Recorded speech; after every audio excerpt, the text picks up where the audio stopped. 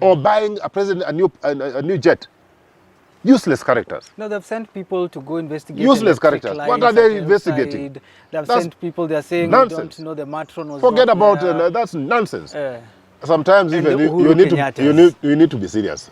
Tell me. Jed, be serious sometimes. Yeah. Who is Kimani Ichung'wah? Who is he? Just a small little boy. Majority leader parliament. What nonsense. Even the MPs told him the other day, you are not the one, we never elected you. You were appointed by William Ruto. And if President Ruto thinks that he's going to push Adani down the throats of Kenyans, we shall confront him head on. We shall confront him head on. These are not his assets. Why is he getting angry? Why is he getting frustrated? What gives him the idea that he can do as he wishes? This is not his personal house, this is not Sogoi. I think the president needs to stop being simplistic. Is there a vacuum post Raila? Play one clip where Ruto has spoken truthfully. A very good day to you and welcome to Philip Kisia Unscripted. My name is Jadiel Kabiro. It's always an honor, it's always a joy, it's always a privilege to have you joining us every single week for these conversations we hope will help our political leaders in making better policy decisions and informed political moves. Philip Kisia is a former Nairobi Town Clerk, leadership and governance expert, ex-KICC CEO. We have him on this platform because he says the truth as it is. And Philip, great to see you. I wonder if you're receiving any death threats. Last week, the things you said here. I did. You know, those are, I mean, why should I even be bothered? People are getting death threats right here, outside. Why should I even be bothered, Jed? With small little fellows sending you messages? Is that something to bother a whole man like myself? What do you call what you're doing? Is this patriotism? Those fellows are useless. Ah. And if they have nothing else to do, they can direct the threats to some other small little boys. I don't care, man. You know, I have lived long enough. You know, there are things I cannot say here. But really, that should not even concern anybody. What they need to do, because in any event, Kenyans are already dead. They are dead with the cost of living. They are dead with corruption. They are dead with poor governance. They are dead with bad leadership that we've experienced. We are already dead. So you can't kill a man twice. Let them not waste their time. They should spend their time in a more useful manner. Someone was asking me. By doing useful stuff, like fixing the economy. So, you know, I meet a lot of people out here. So, is this patriotism or is it just Kisia's hate for the government that is there? What is this? Why should I hate anybody? I just hate corruption and bad leadership, poor management. That's what I hate. The day he starts behaving well and fighting corruption and exercising good leadership and you know, good managementship, I will respect him. I'll be praising him. I'll join his choir, praise and worship. But for the time being, bro, my job is to tell him that he's doing badly. That's my job. Conversation for today is all about his deputy, Rigathi Gachagua. Headlines are he's under siege, isolated, ameteleza mlimani. We'll talk about that, but just as always, it's always good to hear what you've seen this week in case I haven't noted a few dots there. Jed, I think Kenyans, there's hope, Kenyans. Dear Kenyans, there's hope. You know what? The courts have asserted themselves this week. They have sentenced a man called Musengeli, the acting IG, to 6 months imprisonment for disobeying court orders. The courts have given us hope. They have actually demonstrated that they are separate, that the judiciary is not part of the executive. And I must say that judge has courage. And I want to pray for him, that God may protect him, that God may give him good health, so that he may continue serving this country. You heard him say that he was receiving threats, his bodyguards receiving some funny calls and some funny messages to intimidate the judiciary. And then, Jed, you are sitting here asking me why I speak the way I speak. We cannot have a lousy administration like this one, intimidating everybody, and thinking they're God sent. Who the hell do they think they are? Bloody useless. Let me tell you, Let's go to the second highlight. Musengeli Yeah. must be reminded that the people of Kenya have powers to arrest him, and he must be arrested if he does not present himself within the time that has been prescribed by the judge to serve his 6 months in prison. Kenyans should arrest him and present him to the Commission of Prisons so that he can serve his sentence. He is not above the law. Just in case his boss, William Ruto, told him that you are above the law. Just in case William Ruto had given him the confidence that you can disobey court orders. Nobody in the Republic of Kenya is above the law. He must, by this weekend, committee, if he doesn't, Kenyans, wherever you are, and you meet one Musengeli, arrest him. Because the powers, you are given the powers through the Constitution. We are only, even the judiciary is acting under delegated authority from the people of Kenya. He must be arrested by Kenyans. You did citizen police, what do you, community? Community policing, I'm the one who started community policing in Kenya. Yes. It was supposed to have been a collaboration between the people and the police. And we did good things at that time. So as you're telling Kenyans to arrest Musengeli? Yes, in fact, that was the old constitution. The new constitution is very clear. Citizens can arrest. So this man called Musengeli should be serving, should be taken to committee, presented by Kenyans, and aanze kukula maharagwe from this weekend. That was good news, man. Why are you not celebrating? Noted. Come on, let's celebrate. Okay? Okay. Good Friday, man. Yeah. The other thing, and my little son, Ethan, and my kids know, because we keep on talking. And my son specifically asked me to talk about this matter. The issue of, what do you call that school? Hillside? Hillside. Oh. Hillside. In the Russia, Hillside. It saddened my children. And when I was dropping my kids today in school, your friend Ethan specifically asked me, and he said, Dad, you must talk about the life that we lost. Children who died in a dormitory. So, condolences from myself and my family to those who have lost their loved ones through that tragic accident. And those who are in hospital, we wish them a quick recovery. But then I was asking myself,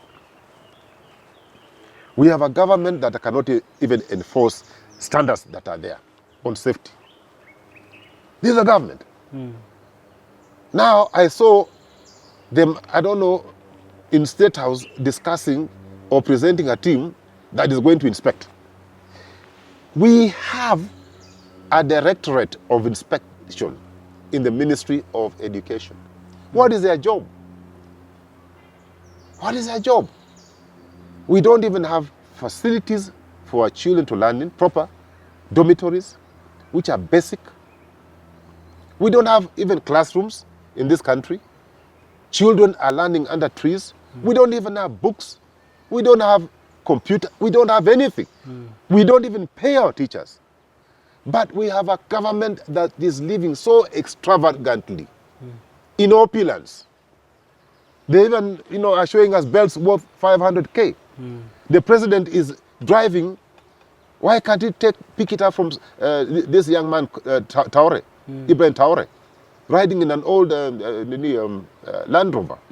We have our president being driven in a car worth 80 million. They're even dreaming of buying a new plane for the president, and you have no classrooms?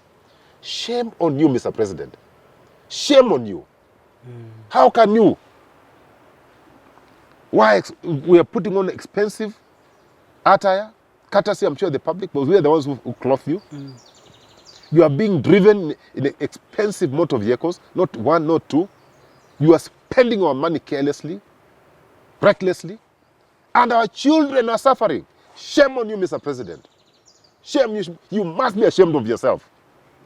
So how can you do this, man? Jed, how can you have a country where these cabals, cartels, and very useless characters spending our money, giving priority to things that don't matter, ruining the future of our children. Shouldn't we be investing in our children or buying a president a new jet? Useless characters. No, they've sent people to go investigate. Useless characters. What are they investigating? They've sent people, they're saying nonsense. They don't know the matron was Forget not about there. that's nonsense. It's after the fact. Our children are dead. Some of them are dead. Some of them are injured. Children. This government does not care for children. And then, Jed, surely, it is serious sometimes, man. You know, this is very heartening. You can imagine a child dying in fire. A child. This is not an animal. Even an animal, you know, even if you are barbecuing an animal, you barbecue with respect. This is very serious matter. Okay. So, I'm terrified. Okay. The last one, Jed, and I was a little bit shocked. There's this institution called American Academy of something. American Academy of Achievement, something like that. Jed, they awarded the president, they gave him an award for promoting transparency, accountability, and public participation. Are those guys serious? Those guys are jokers, and they are calling themselves an academy. Yeah. It is an academy of jokers. They believe Ruto is doing a good job. Those are useless characters. They should have asked Kenyans. They come with some useless certificate to give the president. So this man is the opposite. This man is not, he has never been transparent in the manner he operates. Yes. He's not accountable. He does not be accountable. He does not promote public participation. You see, Adani is live, man, and they bring a certificate. Use it for something else, not even for wrapping meat. Useless paper. How can you award somebody and Adani is live? We are talking about Adani. But they're saying surrounded in mystery. They're talking about the journey where he has come from. What journey? The journey is so bad. We don't know. The future is even terrifying. The journey is already bad. So the future. Is it terrifying? I'm telling you. No. I'm telling you, American Academy of what? Chege kabisa. Though that paper should be used. I don't know. I don't know. There are things I can't say. But you can't. They should use it for wrapping meat. You know, speaking of what is wrapping, we're talking about Deputy President Rigathi Gachagua. 48 MPs yesterday coming out from Mount Kenya saying we do not trust Rigathi, we do not trust him to lead us. And then we saw Mount Kenya East MP saying, look, the person to represent us, to look at our vision and our future is CS Interior Kithure Kindiki. Let's talk about Gachagua, as I started by saying, is anateleza mlimani. Some are saying he's getting isolated, he's under siege. Talk to me about first Kithure Kindiki's impact when it comes to Gachagua's ambitions of not only unifying the mountain region, but also becoming its kingpin. Two things I want to talk about. Let me say something small about Kithure. Kithure is a gentleman. He's a fine gentleman. Yeah. Kithure is struggling to serve Kenyans under a very useless regime. He's a good man. But struggling. He's struggling. He's really struggling. But he's a good man. To that extent, I cannot fault him. He's a good man. He's a good person. Demeanor, the way he talks, what have you. He even addresses Kenya with some respect. Most of the times. But I need to remind Kithure, Professor, that he is a public servant. He is a what? A public servant. He is not supposed to engage in politics. Does the Constitution allow him to engage in politics? Do you think he's engaging? Or these people are the ones who are coming out and saying it's all... He should reject. He should say, no, I'm a public servant. I have the choices to remain and serve you people, all of you, not just Mount Kenya, East, West, Central, I don't know what, Mount Kenya, Jew, Chini, no. He is a cabinet secretary in charge of internal security or interior to serve Kenya. But if he takes that role, if he agrees to be misused by William Ruto, because he's being misused, These fellows you saw there on TV with some press conference, some of them are my good friends. So I'll not be nasty. They're my good friends. Some of them are being used to say that now, Tharaka, Meru, and Merus are my in-laws, so Tharaka's Meru, and we're now forming Mount Kenya East because our interests have not been taken care of. How can you say your interests have not been taken care of? And the cabinet secretary for interior is coming from the region. How can you say that your interests have not been covered, yet the minister, CS cabinet secretary for, I think this water, comes from Meru? Yes. You are fairly well represented in this government. If you have anything to prosecute through the right channels. But to say you're forming some little group called Mount Kenya this, Mount Kenya this, that is nonsense. It's a waste of time. And Kithure should avoid being misused, because he's being misused. So what impact? Now, is Kithure even up to the task of being some kingpin of these useless groups that we see around? Kithure is not, it doesn't present me as as a guy who has the oomph to take such a mantle. He's a good guy, yes, but politics in Kenya is rough, okay? So I doubt, but he should not allow the system to drag him through the mud. Now, you ask the impact. The impact is zero. There will be no impact because, this is a smoke screen. The guy behind pulling the ropes is who? Is William. Who is pulling the ropes? It's William Ruto. So instead of facing Gachagua, face Gachagua. He's your principal assistant. Face him in cabinet or in private and tell your boss, we either work together, you quit. So what then? So why is William working through proxies? Why? Which you believe? Is he scared of? I suspect he's scared of Gachagua. So even if you talk about this 48 MPs, the impact you have asked about the impact. Yes. It's zero impact.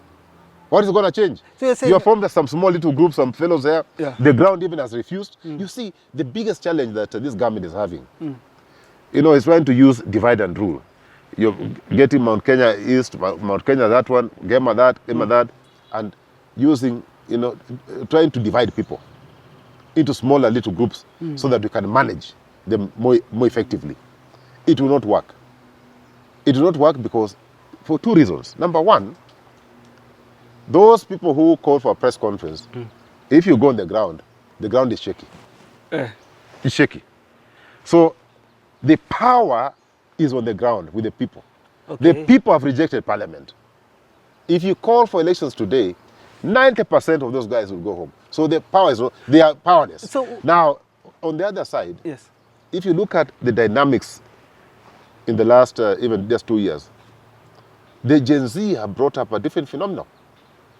Yeah, they are 70% of the voter, the population. So, you think they care about Kingpin, Mount Kenya this, Mount Kenya that? No. So things will change. Things have changed.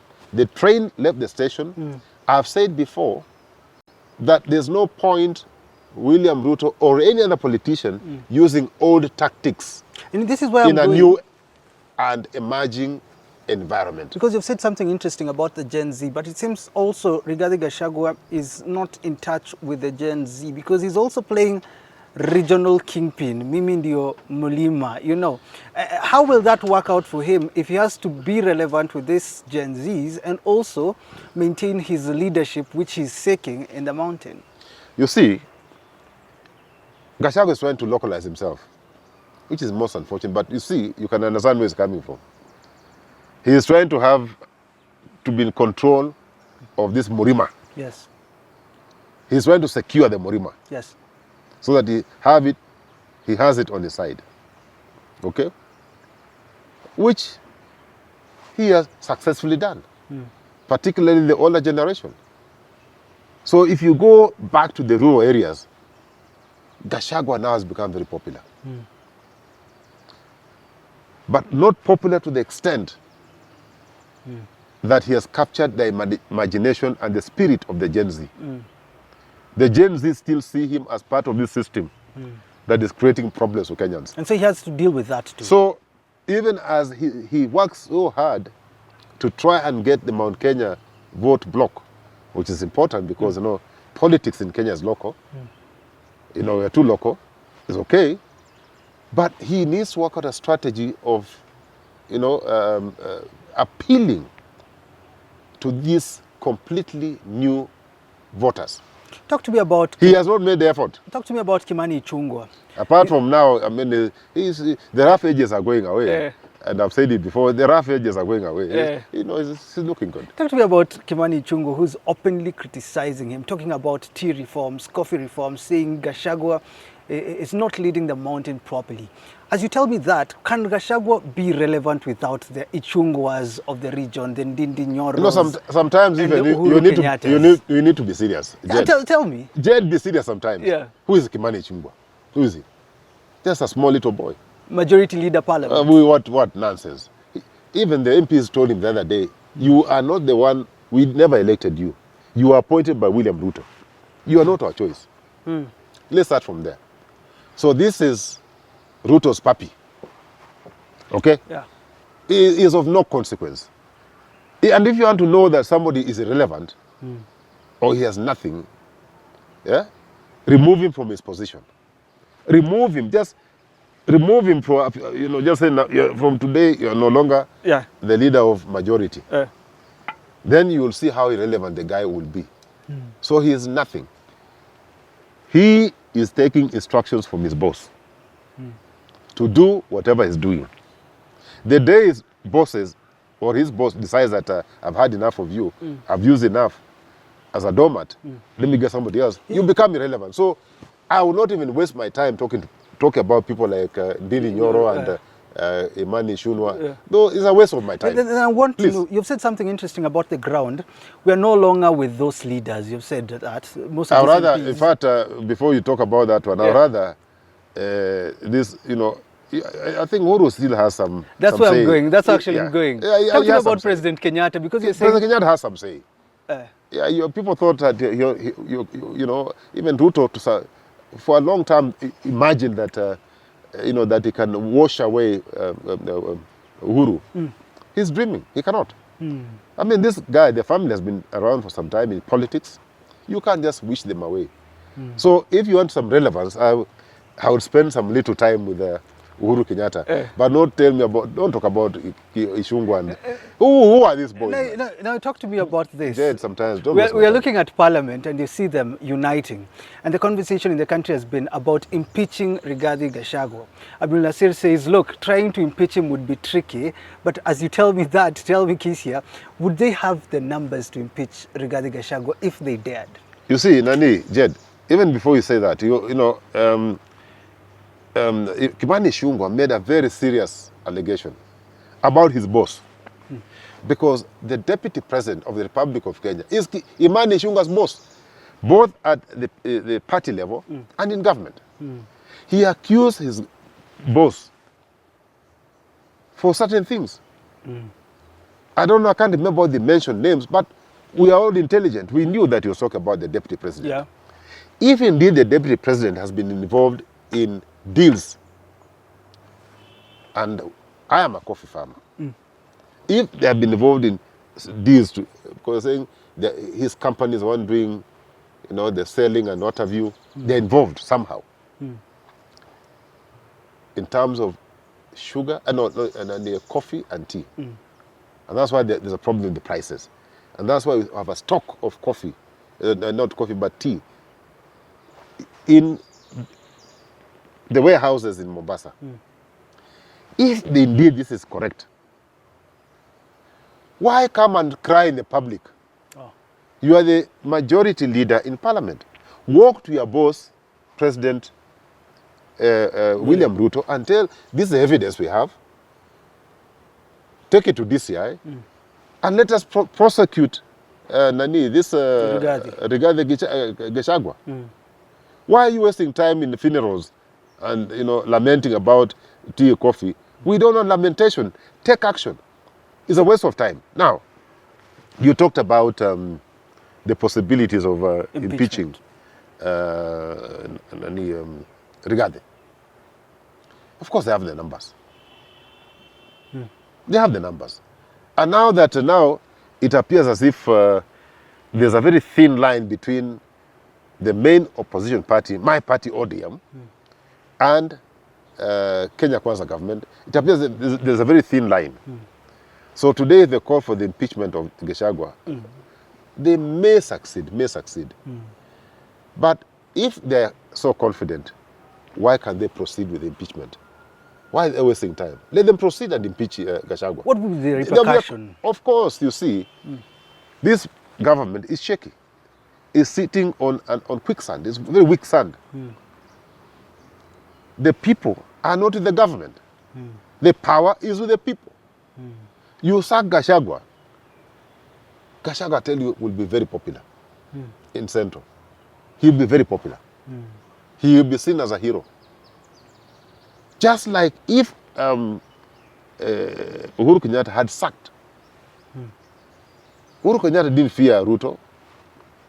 He feared the repercussion. He would have made him strong and popular. Okay? That's why he kept with him. So he kept with him not because he didn't like him. Not because he was a performer. No. Everybody knows that this man has no experience in management or leadership. I was reading so, you know, he will be forced to stay in this marriage, apende asipende. Yeah. This is the first house. He has bought a second house. He can even bring a third house. But he must live with the first house. Is it time to clip Gachagua's wing? According to Nasir, the lawyer, Abdul Nasir, it says, Gachagua will pose a huge danger to President Ruto if he's let to continue politicizing as it is doing in Mount Kenya. And how can you do it? If Ruto calls you and Kisia, he says, Kisia, look, this guy, it's difficult to detain him. How would you advise the president? Ignore him. Yeah. Because see, if this noise they're making all the time, they're making relevant. Do what Mo used to do. You have an office, you are the DP, but you have no duties. You have nothing. Give him newspapers to read. If I was advising the president, say don't even bother about this man. Don't keep on commenting. Gachagua from morning, Gachagua in the evening. You know, any news is good, including bad news. So you're always having Gachagua on the front pages of a newspaper. It's making him popular. You're making the guy, even people who didn't know Gachagua, people know Gachagua. For good or bad reasons. So if I was advising President William Ruto, I said just ignore him, the Moi style, give him newspapers, give him a car, he can't complain, but no work. Finally, I know they haven't paid, but for Rigathi Gachagua, you need to also advise him because mambo inachemka. And look, he's looking for a strategy. Everything now seems to be getting isolated. What should he do so that he can unify the mountain under him and for people to realize that these MPs are working on behalf of the president? What should he do now? Gachagua, if I were him again advising, I will not bother with the MPs. They have another, you know, they will be busy for another 2 years, 1.5, 2 years. The last year they'll be looking for is about survival for the fittest, their own survival. So they will not care about it will about am I going to be re-elected. So if I were Gachagua, I'll also ignore them for 2 years, but continue engaging the ground. Continue engaging people directly. You know, there's a disconnect between President William Ruto and the people. Gachagua should continue engaging. Forget about parliament. They have been compromised. It's a waste of time. If I were him, I will not waste my time. In any event, after 2 years, 90% of these guys will be jobless. 90%. No, we're talking about MPs and knowing the way William behaves, I can tell you once they are not MPs, he'll not pick up their calls. Then tell me, finally then, does Gachagua pose a threat to Ruto's 2027 bid? If you're telling him continue listening to the ground, will we have a scenario of Gachagua versus Ruto in 2027? If I were Gachagua, I will continue engaging the ground. And I can tell you, because we have seen that Ruto doesn't listen to people, doesn't take advice. He's becoming unpopular by the day. For the next 2 years, engage the ground, continue engaging the ground, and disengage from your boss. People watamwambia disengage from your boss. Yes. Keep a distance. Gachagua should continue being a pain in his backside. Well, that's a place to wrap up this conversation on Philip Kisia Unscripted. What do you think? Is Kisia telling Gachagua the right thing to do? And do you think he poses a threat for Ruto's 2027 bid? Finally, Kisia, as we wrap up, final word to Kenyans this particular Friday, even as you go to enjoy yourself this evening. I'll enjoy it because, the courts have asserted themselves. And thank you. God bless you, judiciary. Continue doing a good job. Yes. I am still perturbed. I'm shocked that our president is so hell-bent on implementing this Adani thing that is stinking like sewerage in Ruai. In fact, Ruai, the stink is not as bad. It's not as smelly. This Adani thing is really stinking. It is treasonous. It is scandalous. And the president, he has not spoken on it. He has not assured us. He does not even want to apologize. They are making every attempt to push this thing down our throats, this Adani thing. What is his interest in this Adani thing? We've asked him questions.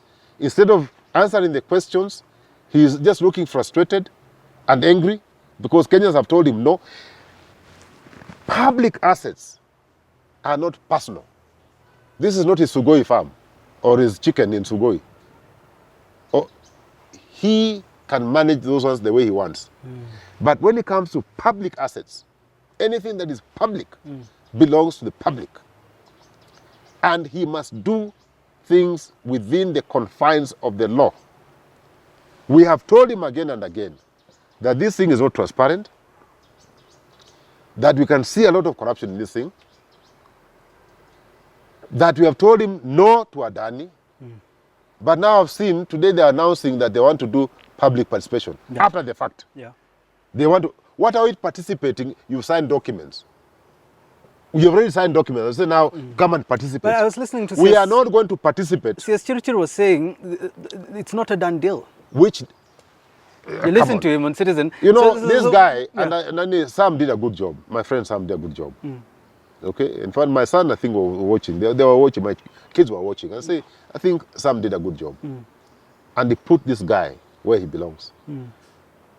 They have signed so many things, so many documents. They have committed. In fact, we all know that if they pull out today, their penalties are going to pay. Are you saying you're not signed? Because if they're not signed, they would have dropped. But because they have signed and committed this country, they are making every attempt to push this Adani thing, and it has a bad record, we've seen. It has a poor record in terms of governance. It has a poor record in terms of implementation. It is poor in everything. It does not deserve to be in this country. And if President Ruto thinks that he's going to push Adani down the throats of Kenyans, we shall confront him head on. We shall confront him head on. These are not his assets. Why is he getting angry? Why is he getting frustrated? They are public assets. When the public tells you, listen, my friend Jed, when the public tells you we don't want this thing, I want my advice to President Ruto, who's my friend. I want to remind him that he's not the boss. We are his employers. He takes instructions from us. He cannot give us instructions. Maybe what? The instructions he can give is to his wife and children. 1 minute, talk to me about Bahati MP accusing some former CS, Murkomen, and we had talked about that before we started. What do you think about Bahati MP? Jed, you need to play that tape. You need to play that tape. Murkomen was given 2 billion as a commission. Na hiyo company wa India. Hii pesa ndio hiyo ulikuwa nasikia anasema amenunua mshipi ya 500,000, amenunua saa ya 900,000, kiatu sijui ya pesa ngapi, sio pesa ingine, ni pesa hiyo ya airport. Na nataka kuambia hivi, hiyo ya pesa ya airport imefanya mambo mengi, kwa sababu hata kati ya Kimani Ichung'wa ile pesa inamsumbua kusunguka is part of that money. So I want to tell Murkomen na kina Kimani Ichung'wa, hiyo pesa kama mlikula from reliable sources, can you see the damage you have done in Kenya? What do you think about that? You've heard what the man said. Yes. The man has mentioned names. Actually, has mentioned Murkomen. He's saying that people are taking bribes. That this thing is stinking. He has advised the president. I told the president, you are my friend. Yeah. But this thing is shrouded in a lot of corruption. Yes. Avoid this thing. So even if the president didn't want to listen to me on Adani, Yes. my friend Ngunjiri, you are doing a good job. Yeah. Exposing corruption. Yes. This thing is corrupt. So even if Ruto didn't want to listen to me, listen to Kimani Ngunjiri. He's your friend. Well, thanks for tuning into that conversation with Philip Kisia, former Nairobi Town Clerk, ex-ICCC, all leadership and governance expert. Says it as he says it. What do you think about today's conversation? Leave a comment down below. Share this video with as much people as possible, as many people as possible, so that we can reach the entire country and friends from abroad. Have yourself a lovely rest of your day. Have a great weekend.